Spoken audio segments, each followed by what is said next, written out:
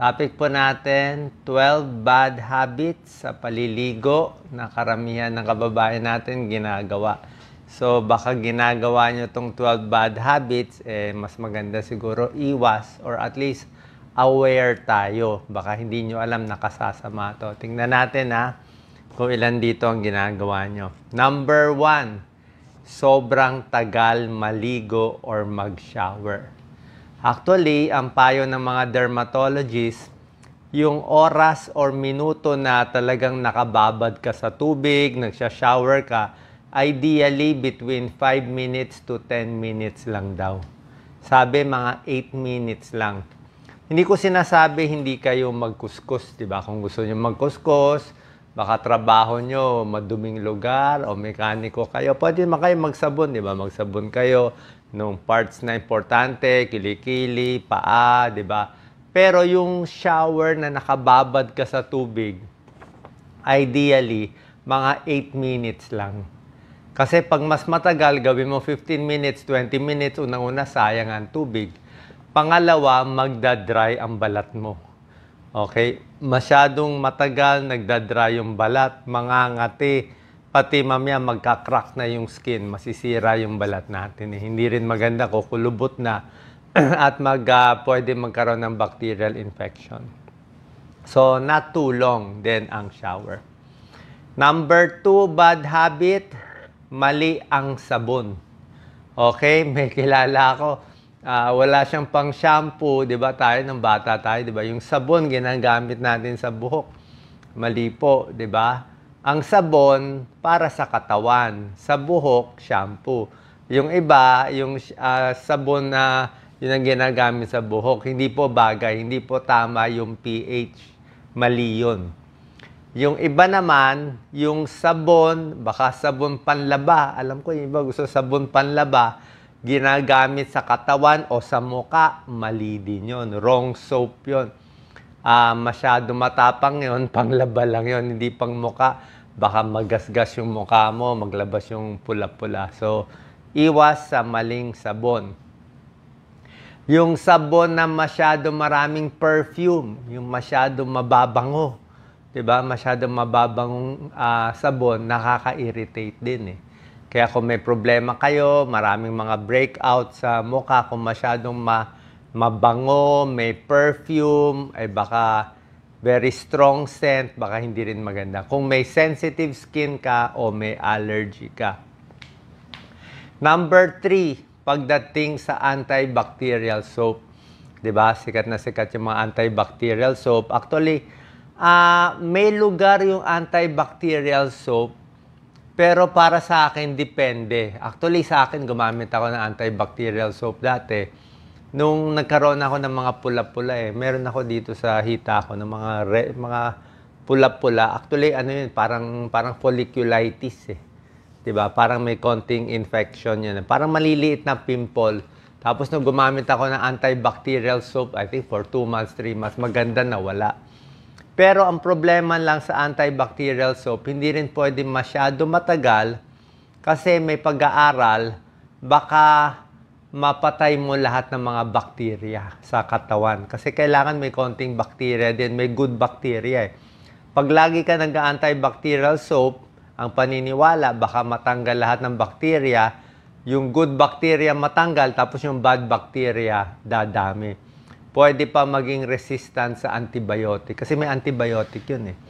May halong antibiotic yung antibacterial soap. Tsaka yung antibacterial soap, pangkatawan lang usually. Hindi sa mukha kasi matapang siya eh. Mas matapang siya.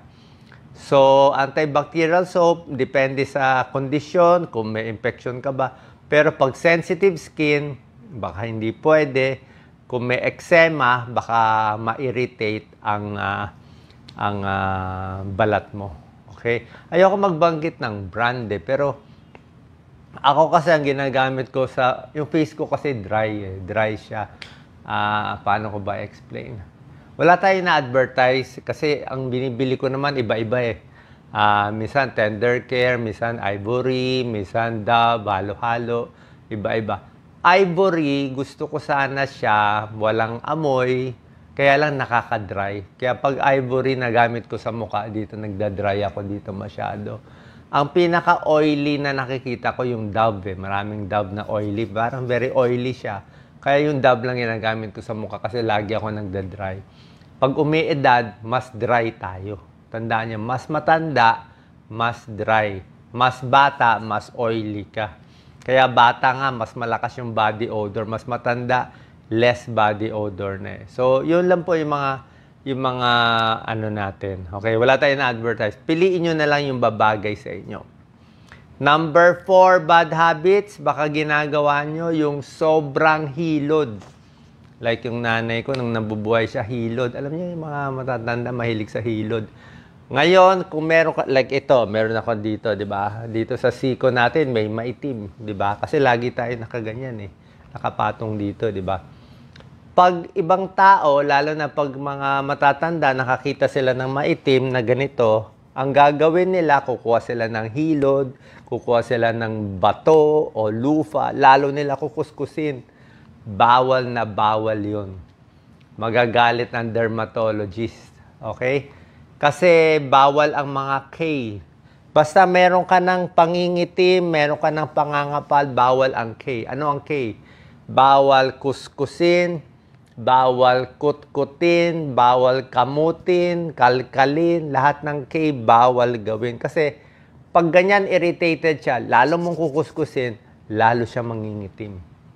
Pag tinuloy mo pa kuskus, magsusugat na yan, magdudugo na yan, kakapal yung balat, kakapal na yan, magkakalyo yan, dugo yan ng dugo. Tawag yan neurodermatitis. Kaya may tao yung actually, ito medyo may pagka-mental health problem yun, yung kamot ng kamot. Medyo, ano yun, stress or depression. Yung bata, natutulog, kamot ng kamot. Kaya pagising, sugat na sugat. Tapos pag nagsugat siya, ang kati-kati niya. Kasi sinugat mo eh. Pag makati siya, lalo mong kakamutin, lalo siyang masusugat. Titigil ka lang pag dumugo na siya, neurodermatitis yun. Ibig sabihin nun, sarili mong kamot, kaya bawal nga kutkutin yung mga maiitim. Gusto mo hugasan mo lang, linisin mo lang. Less galaw, mas maganda. Kailan pwede maghilod? Siguro, baka iba yung sa paa, kung may kalyo, o talagang, talagang madumi, di ba? Doon lang sa mga important part siguro. Di ba? Pero basically, kung wala naman dumikit na dumi sa inyo, baka hindi naman kailangan talaga maghilod, maglufa. Pwede naman tuwalya na lang o bimpo. Okay, huwag yung matatapang na scrub. Number 5 tip. Ito, cold o hot water. Ito issue, di ba?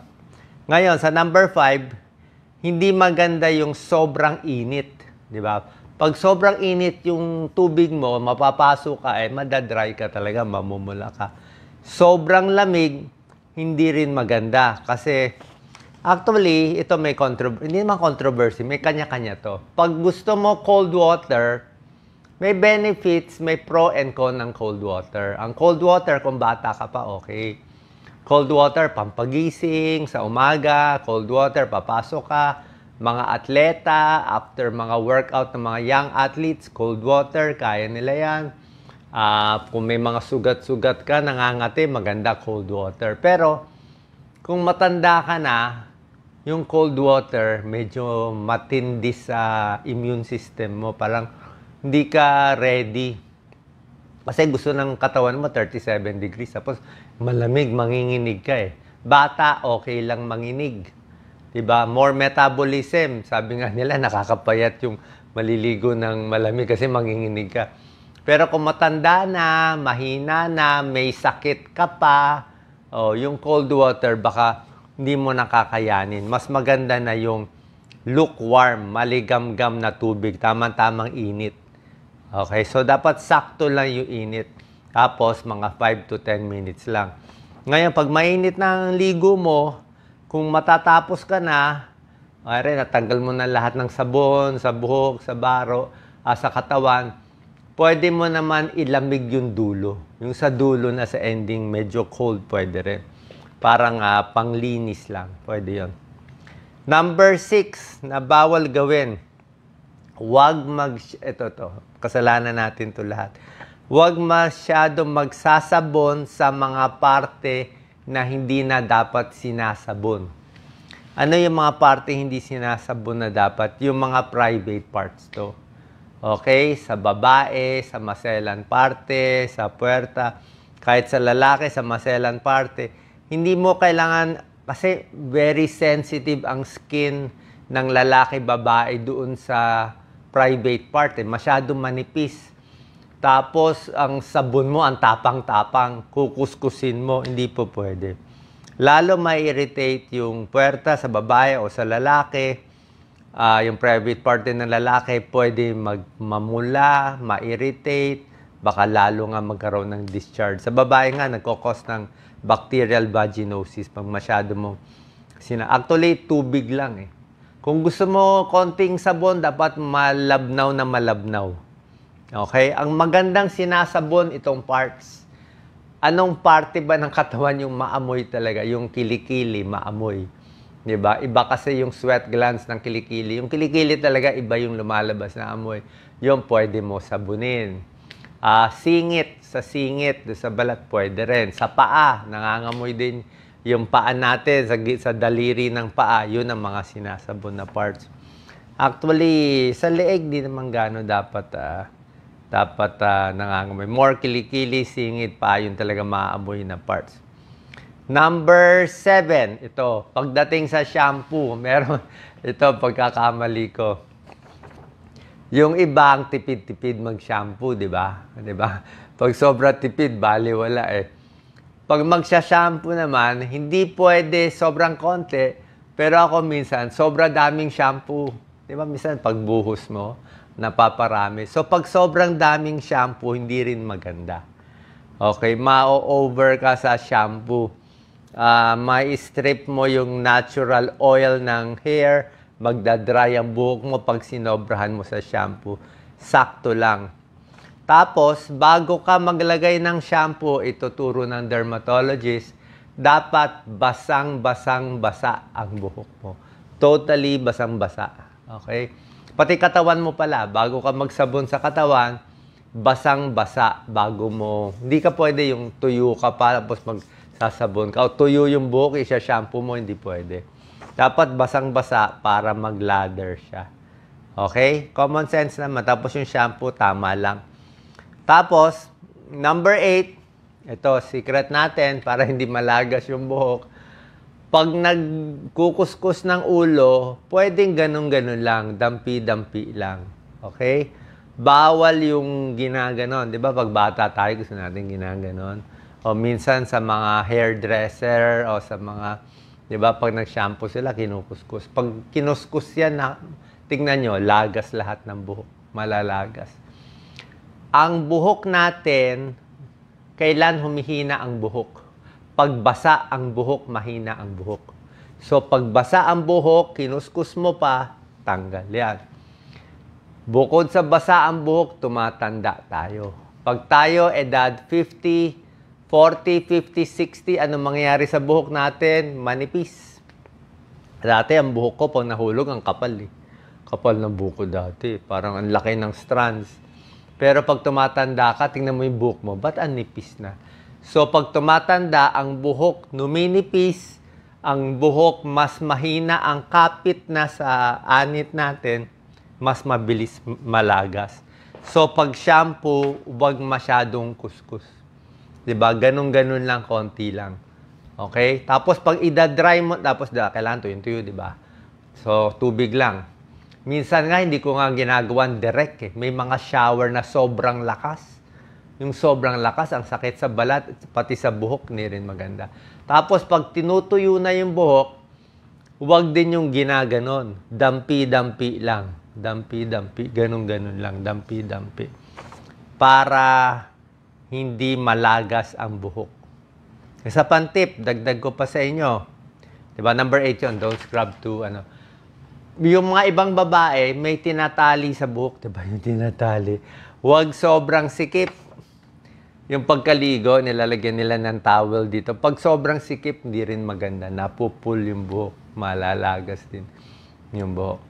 Number 9 tip, na bawal pag maliligo, dapat may konting hangin. Ito para sa mga elderly. Nanay ko na stroke sa CR eh. Oo. Kasi banyo mainit, 'di ba? Mainit eh. Banyo sarado, walang hangin, 'di ba? Mainit na, walang hangin pa, tapos nagbubuhos ka pa, tapos may edad ka na, may high blood ka, marami na aksidente sa banyo. Kaya dapat may hangin. Kung sobrang init nga eh, sa Pilipinas, pwede nga may aircon eh. Or may electric fan o bukas yung bintana. Diba? Ako nga, minsan sa may edad, tingin ko pag may edad, wag na lang ilak eh. Wag na lang ilak. Kasi baka may mangyari, matumba eh. Baka matumba yung tao, hindi makapasok, lalo na kung matanda naman, sino bang titingin ba? So, need ventilation. Tapos sa CR number 9, gusto ko pa may silya, lalo na kung may edad na. Kasi pag nagsha-shampoo ka, tumama sa mata, baka matumba, daming aksidente. Number 10, very important, lagi ako may grab bar. Lahat ng banyo, yung bar, kala nyo baliwala, pero hawakan yun eh. Hawakan. Tapos yung floor, wag basa, ang dami natutumba sa CR. Sobra dami natutumba. Minsan pa kami nakokuryente sa mga heater. Yung heater, minsan nakokuryente pa sila. Delikado. Wag magdadala ng mga electronic equipment, cellphone, charger, laptop. Ako, pumunta sa tubig, makuryente kayo, patay tayo dyan. Diba? Common sense. Mga electrical, wag na dun. Ilayo mo yung music mo, wag doon sa banyo. Number 11, hygiene to. Yung mga basang towel, basang baro, wag ilalagay sa banyo. Kasi mag-aamag yan. Kailangan hinuhugasan ang towel. Diyan nag-i-infection. Kaya nag-aalipunga, jack itch, pati sa singit, nangangati-ngati, athlete's foot, nagkakaroon ng kulugo, warts, dahil madumi. And number 10, kailangan nililinis yung banyo from time to time. Yung shower curtain, marami daw bacteria sa shower curtain, sa inidoro, tapos pati yung shower head. Yan ang mga kailangan nililinis. So ito, hindi natin ginagawa to, di ba? Ito mga 12 na maling gawain kadalasan, kahit ako, minsan nakakaligtaan natin. Final tips, meron ako 8 tips ano dapat gawin habang naliligo. Number 1, syempre, maligam-gam na tubig. Number 2, kailangan mag-moisturizer afterwards. Okay, moisturizer. Kahit ano lang moisturizer, kahit mura lang. Ako nga, minsan nga, yung pinaka-lotion, pwede rin naman sa mukha eh. Diba? Ako nagtitipid. Number 3, kailangan pag magtutuyo ng tubig, kailangan tuyong-tuyo ka. Wala na natitirang sabon at magtutuyo pala maigi. Ito very important. Minsan naligo ka na, after 1 hour may body odor ka. Bakit? Hindi mo tinuyo yung kilikili, di ba? So, dapat tuyong-tuyo ang kilikili, tuyong-tuyo ang singit. Singit lagi hindi natutuyo. Pati yung daliri sa paa, tuyong-tuyo. Kasi pag hindi yan tuyo, nagsuot ka ng baro, after 3-4 hours, basa yan, mangangamoy yan. Papasok na yung fungus, bacteria, ayan, mag-i-infection din. Ituyo mo maigi. Okay? Shampoo, number 5, bathroom well ventilated. Number 6, dapat hindi madadapa. Number 7, ano lang, dry pat lang, lalo na huwag masyado magkukuskus, tapos moisturizer afterwards. Okay? Sana po nakatulong tong video natin. Sa tamang paliligo, may nagtatanong din, ano daw uunahin, ulo, paa. Nasa sa inyo, pero usually, shoulder naman una pababa eh. Ako, hinuhuli ko yung sa buhok, pati sa mukha. May nagtatanong din, pwede ba maligo 2 times in a day? Medyo sobra ang 2 times, dapat 1 time lang siguro. Pag dalawa, baka ma-dry masyado. At may nagtatanong din kung masama ba maligo sa gabi. Yan, controversial. Baka daw ma-wet lungs, ma-pulmonya, ma-arthritis sa gabi, ma-anemic. Wala pong katotohanan yun, not true. Tingnan nyo naman yung sa ibang bansa, lahat sila sa gabi naliligo. Diba? Ako, lagi ako sa gabi naliligo, buong buhay ko sa gabi. Bakit? Eh sa Maynila, ang dumi-dumi tayo sa buong araw eh, di ba? Pag naligo ka sa gabi, lalo na warm water, mas masarap ang tulog. Mas maganda circulation. Mas relax ka sa gabi, di ba? Tsaka pag malinis ka sa gabi, lalo na yung buhok mo, hindi ka magkakatigyawat. Kasi hihiga ka na, biro mo, yung buhok mo, nandiyan ka sa kali buong araw, mahihiga ka na madumi ang buhok. Di yung unan mo, ang dumi. So pag ang dumi ng unan mo, ang dumi ng kumot mo, tapos iikot-ikot ka natutulog, yung dumi ng buhok pumunta sa unan, pag ganyan mo, pupunta sa mukha mo, magkakatigyawat ka. Okay? So mas maganda maligo sa gabi. Para doon sa sanay sa maligo sa gabi. Pwede ba maligo pagkatapos mag-exercise? Diba? Baka daw mapasma. Okay? May pasma, walang medical term. Pero, para sa akin, wala namang masama kung bagong pagod ka, pawis ka. Pwede naman maghintay ng mga 30 minutes. Diba? Pahinga mo muna. Relax ka muna. Galing ka sa init. Diba? Relax muna. Relax ka muna 20-30 minutes. Tanggalin mo muna sapatos, medyas mo. Pag relax ka na, okay na blood pressure mo, kalmado ka na, tsaka ka maligo. Wala naman masama doon eh. Para sigurado tayong safe. Sana po nakatulong tong video. Share po natin sa ating kababayan. God bless.